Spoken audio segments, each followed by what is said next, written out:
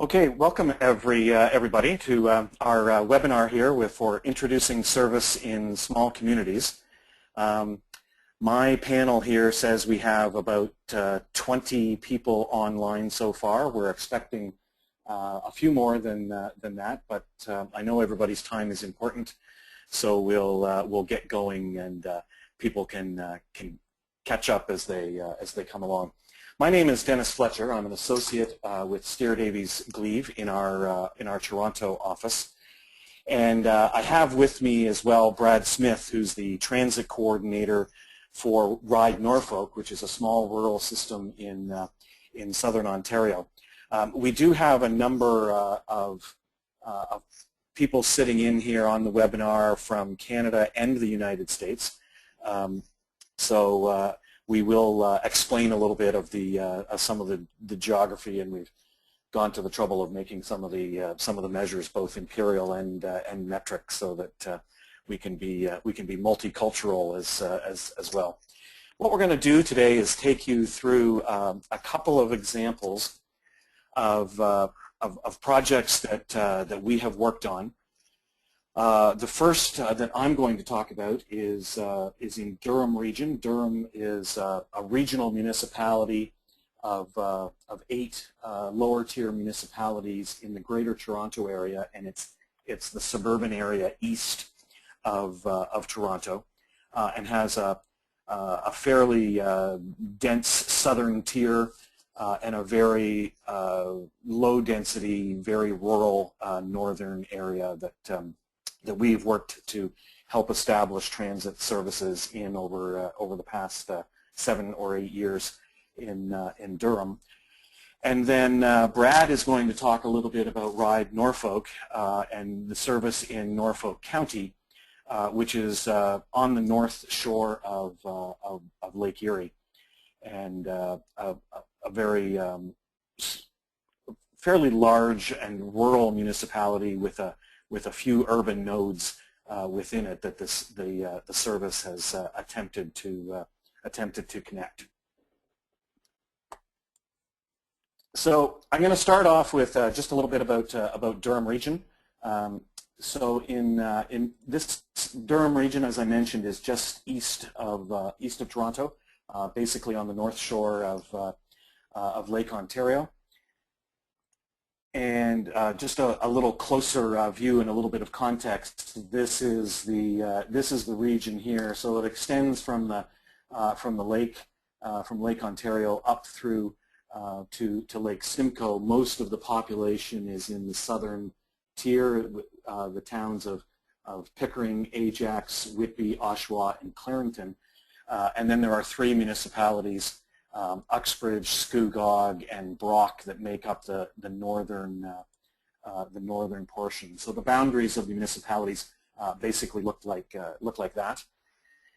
It's about 58 kilometers or 36 miles east to west in the southern tier, and clearly it narrows as up in the north. And from the lake to lake is about 75 kilometers, or close to 50 miles. From north to south. The southern tier is where the largest part of the population is. And the northern tier is about 50 kilometers or 30 miles from north to south. So just a little bit of context. The entire regional population is just a little over 500,000, but 430,000 of those are in the southern tier. When you include Clarington, which that it's about 500 and close to 520,000. So the township of Brock has a population of about 12,000. Scugog has a population of about 21,000, and almost half of those are in the town of Port Perry. And Uxbridge has a population of about 21,000. And about a third of those are in the town of Uxbridge. So the overall density of the northern tier here is about 0.4 people per square kilometer. That's about 1 person per square mile. And in household terms, we have about 6 hectares or 15 acres per household. So it's very, very low density, and with the concentration of the population in the communities in Port Perry, Uxbridge, this is Beaverton, Cannington, and Sunderland, and I actually just reversed those for those of you that know. And it's very, very rural in between.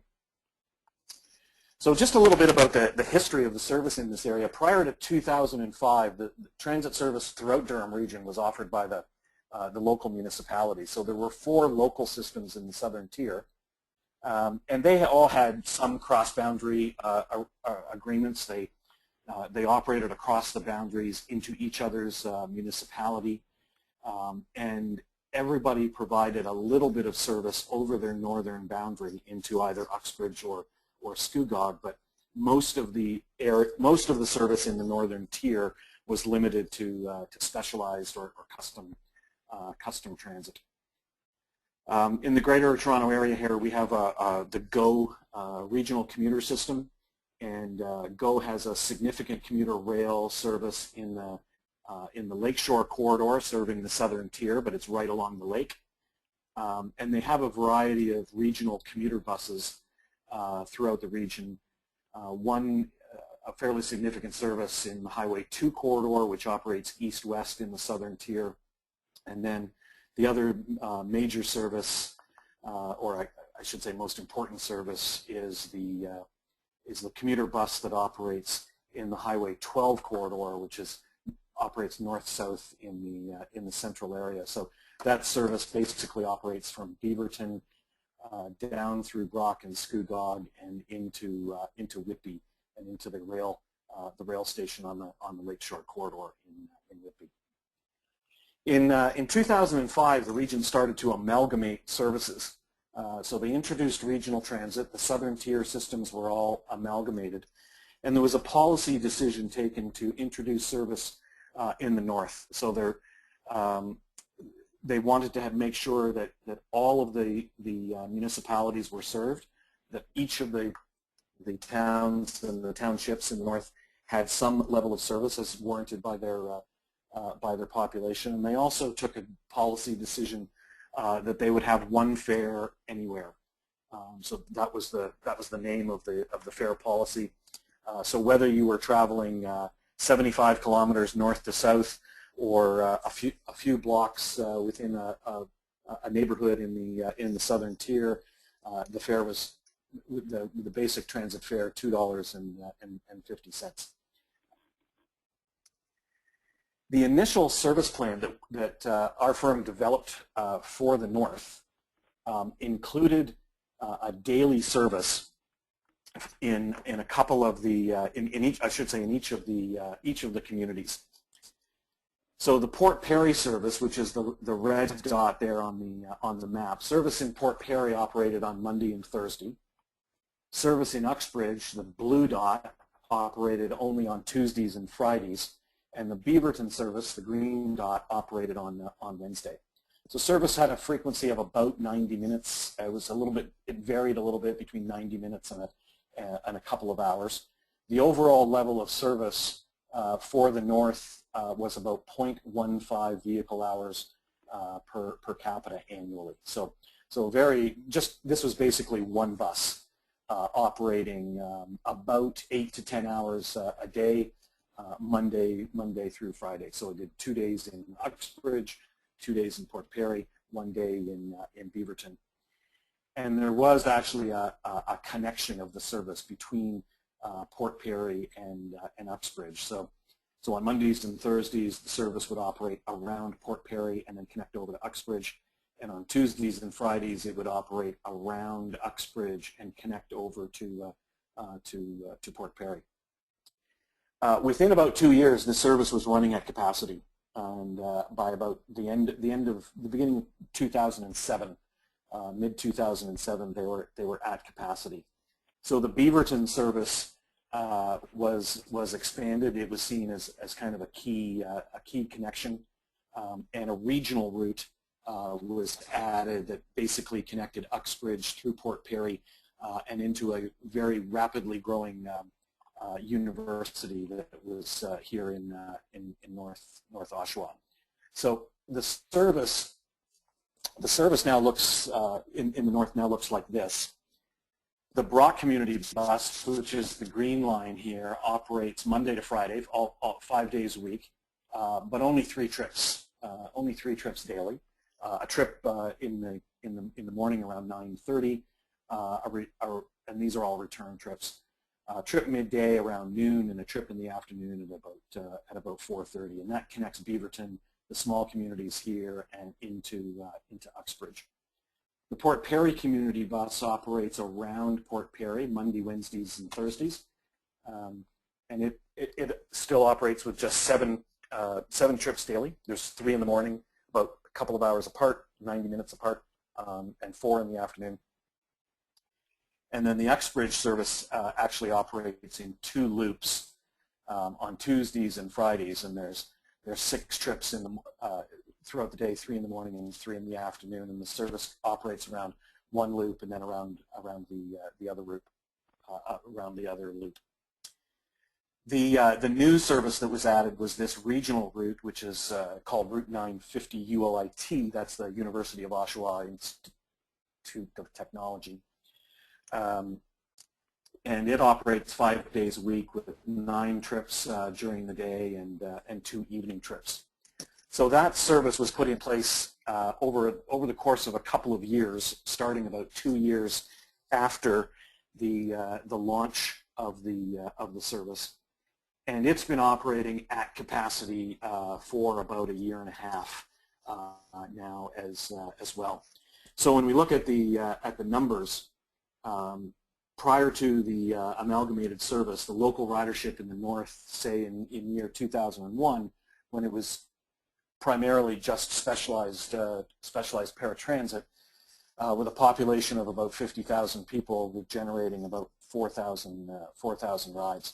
Shortly after amalgamation, with the introduction of new service, that jumped up to about 5,000 rides, and then in the 6 years intervening to 2011, the service is now carrying about 53,000 rides. So there's been about it's still a small number, but there's been a tenfold increase as a result of the increasing level of service. And you can see that the population has remained quite stable. So it's not as a result of population growth. It's as a result of introducing the additional service.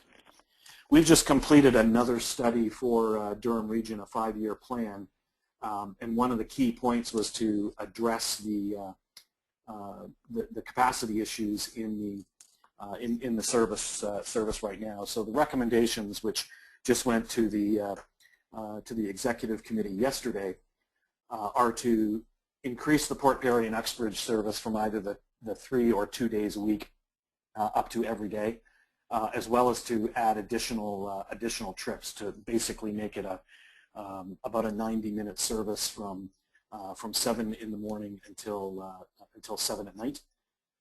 Additional trips on the Beaverton service, that north-south service through the middle of the area, and to add additional trips on the Route 950.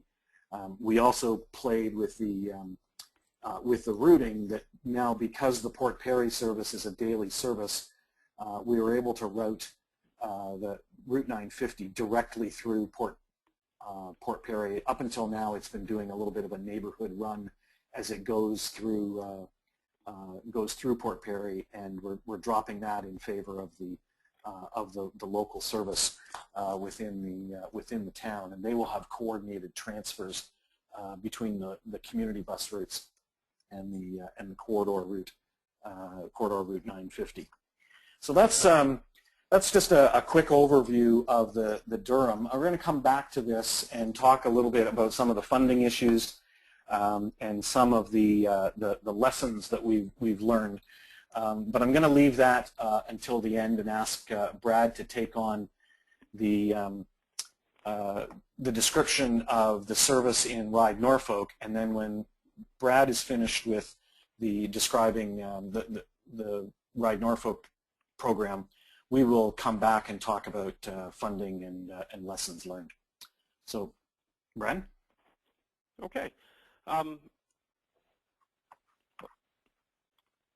we go. So we're in Norfolk County, actually. Norfolk County, as Dennis mentioned, is on the north shore of Lake Erie, right there. We're recognized by Long Point, which is a large freshwater peninsula that we have. Next slide here will show that a little bit better. Here we are, so you can see our Long Point there. So Norfolk County is we're a fairly large municipality spread out over a large area here. We're 50 kilometers across, east to west, or 31 miles. North to south, we're 40 kilometers, or 25 miles across. We're made up of 5 major urban centers, or main urban centers. Here you can see them. The main one there is in Simcoe, dead center there, population of about nearly 15,000. I always say if Norfolk County had a capital, Simcoe would be it. It holds our hospital, our town hall, or all of our social service agencies are based out of Simcoe here. Also, we have Delhi off to the west there, Waterford up north, Port Dover down to the on the southern eastern side there, and Port Rowan on the southwest. Oh, I just lost my screen. 1 second. Sorry.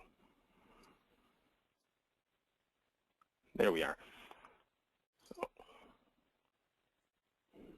Okay, so also our population density here is fairly thin. We have a 0.3 people per square kilometer, or 0.75 per square mile. Most of that area outside those urban centers is mainly farmland, with a few small hamlets in between there. So we started our planning here with a Spinning Your Wheels initiative. It was all made out of volunteers from local social service agencies. That started off in about 2005, 2006. The idea was that they'd be on that for a few years to be able to pitch the idea to the municipalities locally here and get off that. That was 7 years ago, and many of our members are still the same members that we had back then. So it hasn't been as quick of a process as we thought. Back in the beginning, they conducted some surveys and some stakeholder consultations here with local agencies, anybody interested in transportation or having an interest in that. They found through these surveys that there was a need for public transit in the area and that people were interested in that. So we hired a consultant and set up a business case analysis to be able to make the presentations to our local municipalities.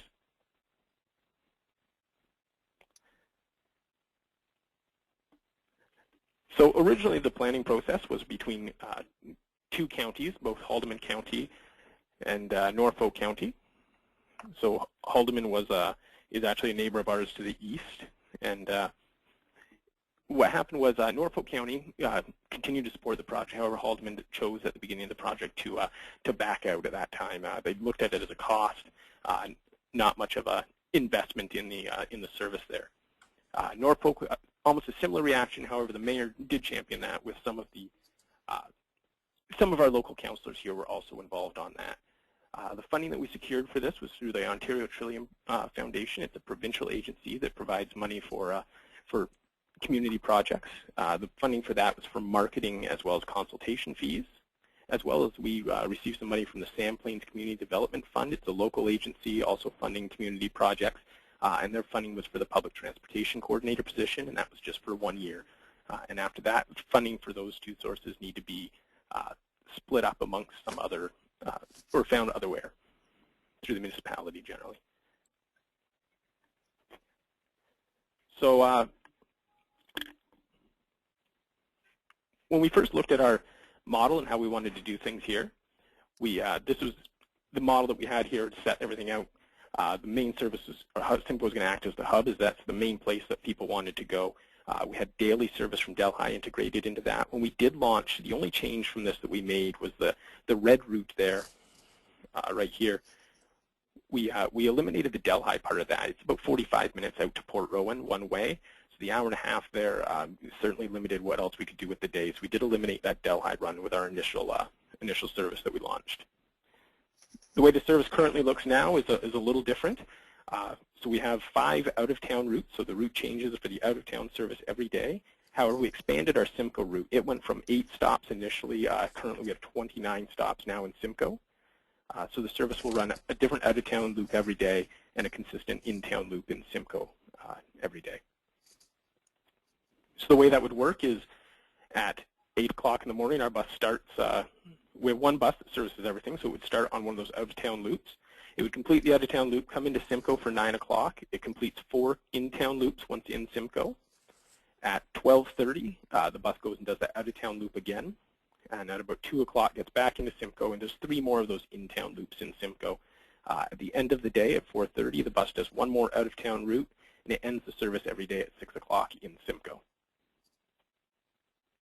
So our fare structure that we have 2 different types of fares. One is for an in-town and the other is for an out-of-town. An out-of-town, it's exactly how it sounds. Basically, if you're getting on and off in the same town, it's an in-town route. However, if you're getting off and on in a separate town, that's a $6 out-of-town route. So it's $6 for the out-of-town, $2 for the in-town. We do offer a discount if you're purchasing 5 or more tickets. That drops them down to $5 each. This is for agencies and many of our frequent riders as well to give them a bit of a discount. We started offering a daily pass in Simcoe. So if you're just riding around in our Simcoe route, our more local service, it'd be $6 for the entire day. And also children under 5 ride for free. We have a free transfer system, so if you're coming in from out of town, want to get around Simcoe, you can get a transfer and ride around Simcoe for the day. As long as you're not returning to the town that you came from, those transfers are good. So our kind of rule of thumb is that if you're paying more than $12 a day, we've done something wrong there. So nobody should ever have to pay more than $12 for a day of service. For our launch, we actually launched in conjunction with our county fair here. It's a fairly large county-wide festival that we have. Just recently, it was last week actually, and we had 120,000 people attend the fair. So we figured this was a good chance to be able to showcase our service when we launched. We did half price during that time. It actually came out to be cheaper than the parking if you were to drive to the fair. There were mixed results from that. Many people were happy to see the system finally operating.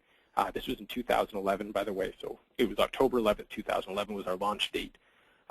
Some people took that opportunity to be able to give some feedback to the service. So it was some mixed results, not always positive feedback, but lots of people were able to provide some stuff for us that we could work on in the future. One of the other little things we ran into there was the day that we operated to Port Rowan that week. We teamed that up with the Seniors Day that the fair has, hoping that we could pull some of the seniors from Port Rowan into the fair. The Port Rowan Lions Club runs a free bus on that day as well. So there was not many riders on our bus, but the Port Rowan Seniors bus was packed. So a lesson learned there. After 4 months of our service, so February 2012, we made our first set of major changes to the way we operated. Council had advised us they wanted to see a significant increase in the ridership to continue supporting the project. So we decided we need to make some significant changes. So we got some information from the public for feedback. We put a big marketing push to let us know what they wanted to see, where they wanted to go, basically asking what would it take to get you onto the bus. My emails and phone calls were constant throughout that week, nearly nonstop. So we got lots of good information. I took all the feedback I was getting, all the suggestions, and putting everything into 3 piles. I had we're already working on it pile, so it's something we were aware of, something that we were already trying to incorporate into the new service. We had the that's a good idea and it's something we could do pile, so that was just how it sounds, something that we'll try and incorporate if we can, and the what pile. And this pile, I can remember one of the suggestions in this one was it takes too long to drive from Delhi to Simcoe. There's not much we can do about the distance between the towns or the time that takes to get there. So that was the pile where we really can't address that issue. We also had 3 months of ridership details to go over there. So we were able to take a look at some unused stops that we had, some unserviced generators, so some places that people wanted to go that we weren't able to provide at the time. A big one there was some of our social housing areas. We were able to get people some more stops closer there to be able to access those people. And also, we over that time, the 3 months that we were operating, we did find some inefficiencies in it, where the drivers were able to take some back roads from one town to another, and be able to get in there and cut some time off of our service. So the Port Rowan route, for example, one of the drivers was able to find a back road to take, and we were able to save 5 minutes for each run, which translated over to half an hour throughout the week of extra service that we could add on. So our most recent changes were done in May 6th. What we did is where we changed from 8 stops to 29 in Simcoe. There was a lot of demand for Simcoe. One of the things a rider said to me that made the most sense was he had no problem getting into Simcoe. It's once he's in there, he needs to get around better. So we've really expanded what we offer in Simcoe. We also did a reverse loop, or one of the complaints we received originally was people could get from point A to B, but it was difficult to get back from B to A. So what we did in this instance was just continued our loop. So it runs, like I said, 4 times in the morning, more times in the afternoon, and or 3 times in the afternoon. And this allows people to get back to where they came from. We made no changes to our fares. There were few, if any, complaints about our fares after we've launched. And our service hours stayed the same. This was a budgetary limitation. Our municipality, with the budget we provided, we can provide 10 hours of service a day, no more. The contract was a major change that we had in 2013 as well. Our original 3-month trial was with a local contractor here. By the time we were approved in 2012 to continue, we didn't have any time to go out and tender for a new contractor. So what we did was we continued with that contractor through 2012. In 2013, we re-tendered the service. This was a county requirement that this needs to be tendered every few years. So we tendered the service out. We had a new contractor come in at 40% of the original cost. So actual numbers there, we were paying $104 an hour, and that dropped down to $39.48 an hour. So it dramatically decreased our operating cost. So as for our ridership and finances here, we have had the riders respond to every change that we've made to it. We have seen the increases. We have seen the bumps up. Our ridership currently is up to 20 to 25 riders per day. Yesterday was 28 riders, actually. And this is up from, over that first 3 months, we were between 8 to 10 riders per day. So it is a dramatic increase in the short time that we've had. We have seen a large increase in Simcoe, and this is because we've done a better job on that small local route in Simcoe, adding more stops, more points of access for people. For the 2013 budget, it'll cost us $165,000 to operate the service this year. This is down from about $310,000 in 2012. Our fares, we're hoping to recover about 18% or $30,000. We'll probably be a little short of that this year. But again, we feel that $30,000 is something that we could meet at some point. The provincial gas tax, this year we're planning on applying $40,000 of our provincial gas tax into the service. And in 2012, we'd hoped to apply $90,000. However, we didn't receive that gas tax. The council was a little hesitant to remove the pilot tag from the project. And leaving that pilot tag on there makes you ineligible for the gas tax. We didn't receive that, and the municipal subsidy in 2012 wasn't $190,000. It was closer to just over $300,000. This year, we'll be able to keep that municipal subsidy down to $95,000, and any offsetting we have to do, we can do that with the gas tax. So some of the lessons learned here, knowing your political climate and the expectations of some of the politicians. Since this is so new to our small rural area, our local politicians didn't know what to expect. It took about 1.5 years to get through that this is not a money-making venture. It's a community service that we offer. Another lesson that we learned is about people saying they need the service and their actual use. They didn't always translate exactly. A lot of people would tell us that you need to stop in front of their building or at a certain location. And once we put the stop there, we didn't always see the ridership increase in the way we expected. The use it or lose it argument is not effective, and the main reason for that is the lose it part of that argument. Next point here is about cultural shift, and what we're asking people to do is change the way they've been doing things for years, for decades, from having a neighbor drive them in to get groceries or a family member to a doctor's appointment. We're asking them to kind of put that stuff behind them and start using our bus, and there's certainly no commitment to making that change. If we constantly loom over them, that we could pull this service out from under them, that they could lose it. So until we kind of lost that argument or stopped using the use it or lose it argument, we didn't see a lot of people jumping onto the bus.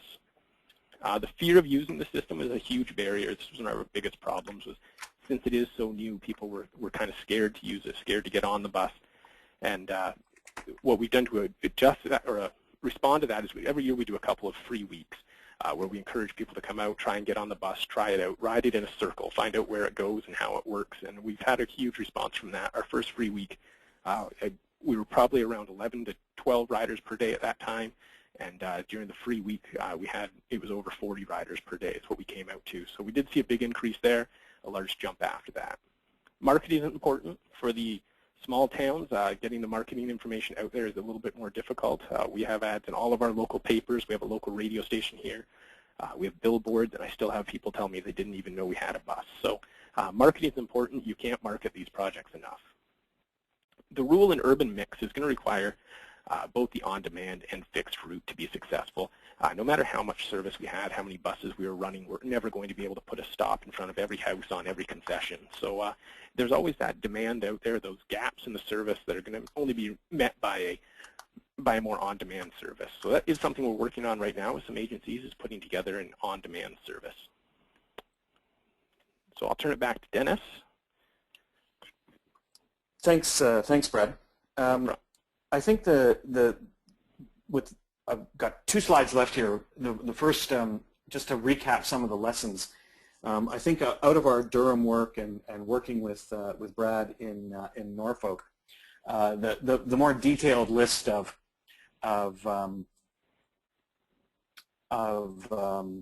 sorry. There we go. The more detailed list of lessons learned that Brad just went through, it occurred to us that they kind of fall into 3 categories, and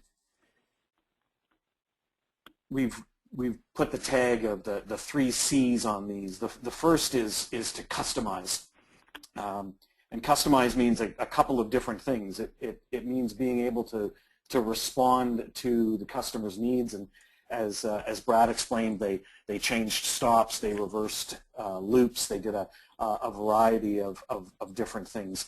There's a danger in customizing, is that if you do it too frequently or you customize it too much, there's a comprehensibility argument that comes into play that people will be reluctant to use the service because they really just don't understand how it works. So there's a real balance that needs to be achieved there between making sure that you're responding and to customers' needs, and that you're doing specific things that the customers want, but at the same time making the system still easy to understand. The second one, and Brad mentioned this as well, is to communicate. People won't use a service that they don't know about or that they don't understand. And we came across this in Durham as well, just in the recent study that we were doing in Durham, where the service has been in place since 2006. We still had large numbers of people out at public meetings wanting to find out about what kind of service we were going to be introducing. Because they were not aware that there was a service already in place. Durham also has a fare arrangement with the GO Transit commuter buses, where people in the north can get on a GO bus and ride for a Durham Transit fare, and GO just bills Durham for the difference, and that has been in place again for about 7 years. And we still came across all kinds of people who did not know that was the case. So you certainly need to put a lot of emphasis on communicating your service, letting people know that it's there, how it works, what they can use it for, how to use it, the fares, and that sort of thing. And communication is really key. And in rural communities, not always easy to do. And communicating is quite a big challenge. The third C is to connect. We found this pretty clearly in each of the areas that people actually want to get somewhere. In the case of Ride Norfolk, it's to get to Simcoe, and then they need to be able to get around once they get to that community, so that the local service and the connections are really important as well. In Durham, it was really important to connect into the southern tier, into major generators there. So the hub service of connecting the 2 larger communities of Uxbridge and Port Perry into the university, which is also a transit hub, made a huge difference, because now people were actually able to get somewhere. The local service is important, to be able to use that community bus to get around your own community and around town, but the connections are critical. So make the service go somewhere, and in combination with the other C's, make sure it's someplace that people actually want to go. I said 3 C's, but we're actually talking about a 4th C as well, and this depends on your jurisdiction, and it's all about coordinating service. Here in Ontario, we've made a number of attempts, and I know there's a lot of different programs in various states where jurisdictions try to coordinate the resources of transit service, of health and human service agencies, seniors' homes, that kind of thing. Everybody that has a vehicle and some sort of resources. It's not easy to do, and it's hard to move the money. Sometimes certainly in Ontario, that's proved to be the biggest barrier to coordinating transportation resources is the inability to move the money between agencies. It's easy to think about how to share a vehicle, but not necessarily how to share budgets. So I just wanted to finish a little bit with just a little bit of discussion of some of the funding issues. And I must admit I'm not completely up to speed on all of the U.S. funding, particularly at the state level. I mean, everybody's got a variety of different programs at the state level, as do the provinces in Canada. But at the federal level in Canada, we have gas tax money for infrastructure funds. So this can help with capital.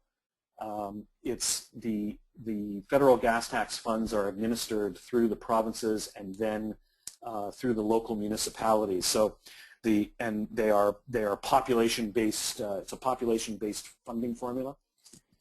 So a lot of municipalities have taken the approach that the money, even though it's not dedicated to transit, the money is to be used for a variety of green initiatives, and the regulations are pretty loose in terms of what is defined as a green initiative. So you can use it to build water treatment plants and bridges and sewers and roads and all kinds of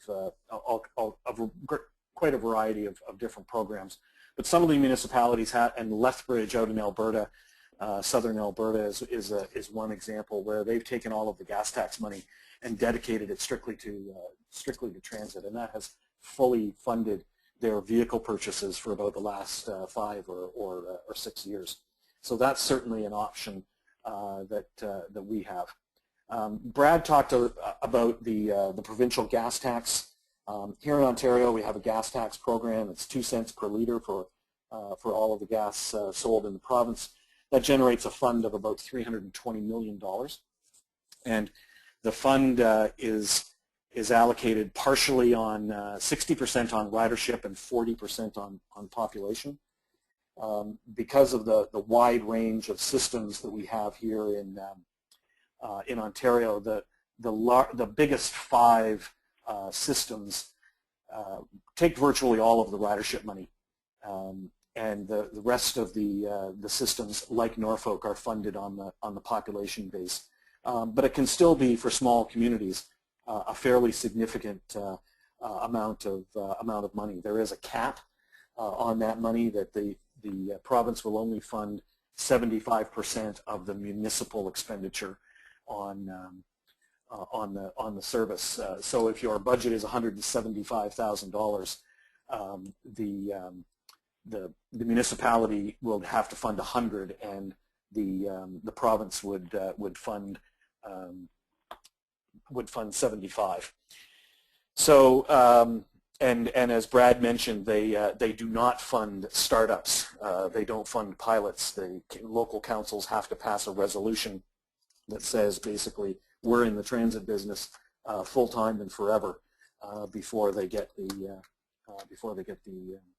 gas tax money. At the local level, municipalities in Canada only have property tax available to them.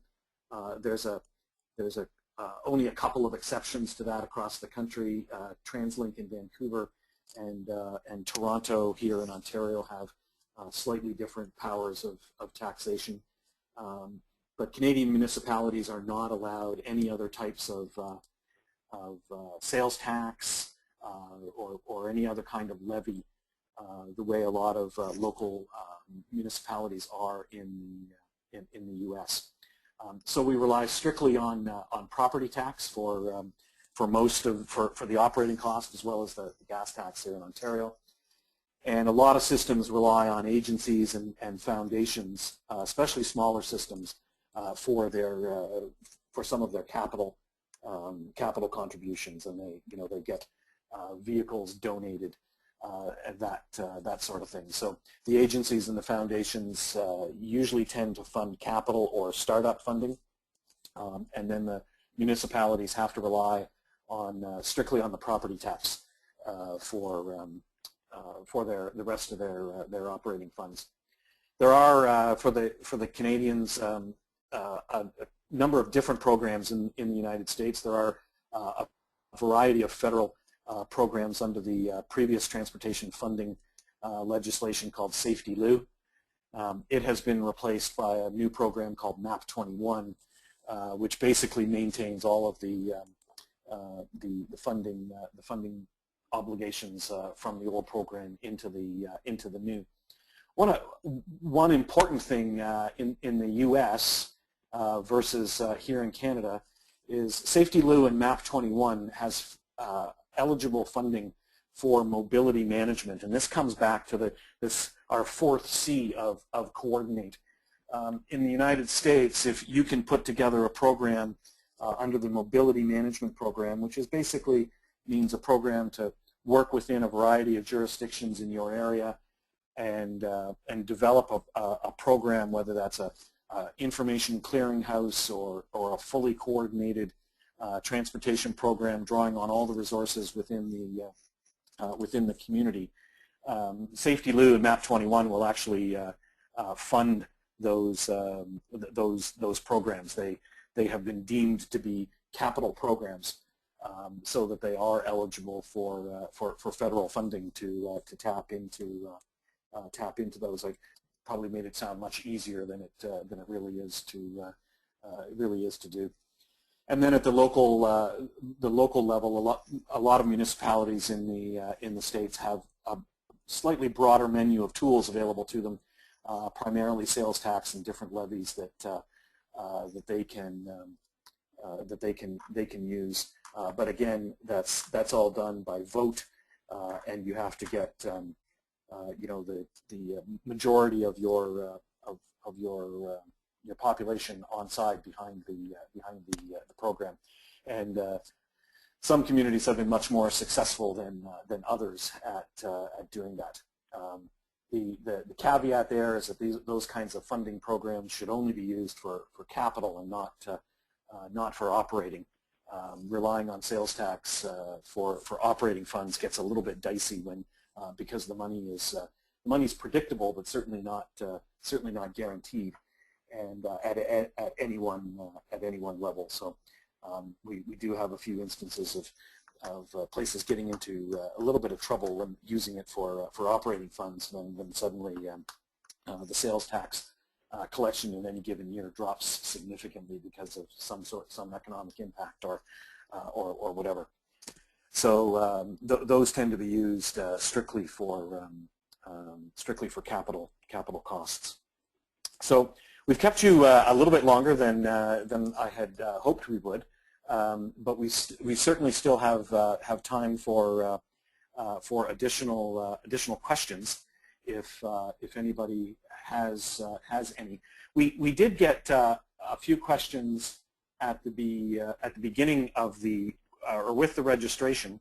I think we have answered those for the most part through the course of the presentation.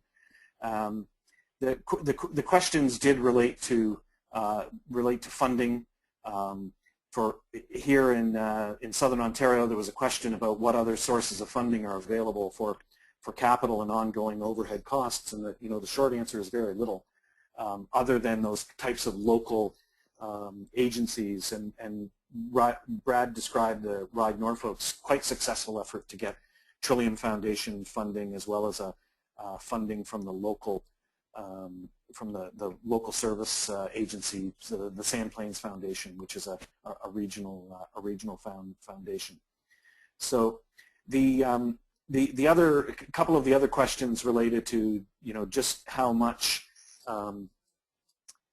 how service can be provided. I think the program that we developed in both of these communities of starting with a daily service into different communities throughout the week proved very successful in Durham, and was able to build quite readily. We're hoping that the same type of progress is possible in Durham. It certainly does require your council, your board, your commission to take a bit of a leap of faith, because I think what we showed very clearly in the Durham experience was that ridership increased when service increased, and leaving it at that introductory level certainly has a cap. Brad's operating with one bus. There's only so much you can do with one bus, and once you hit that capacity, then the only way to expand is to improve the service, and that's going to make quite a bit of difference in the overall level of service. Holly, can you just relay that question to me?